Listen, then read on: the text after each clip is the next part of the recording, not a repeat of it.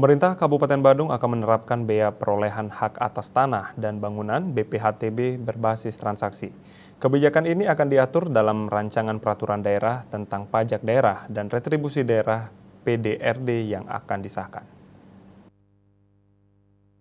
Di mana kita menetapkan satu peraturan daerah bersama Ketua DPRD Badung Putu Parwate menyatakan pihaknya telah memberikan penegasan terhadap beberapa pajak daerah yang harus berbasis elektronik dan real time.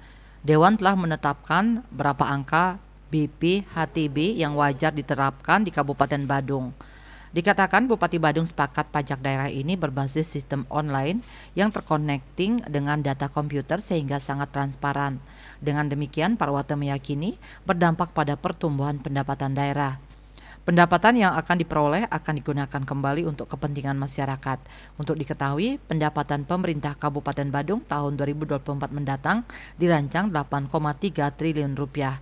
Besaran pendapat itu meningkat 2,2 triliun rupiah dibandingkan dengan pendapatan induk tahun anggaran 2023 yang besarannya 6 triliun rupiah lebih.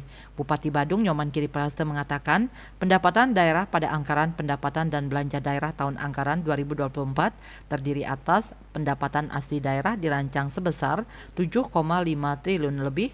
Angka itu lebih tinggi 46% dari PAD Induk 2023 yang dipasang 5,1 triliun rupiah.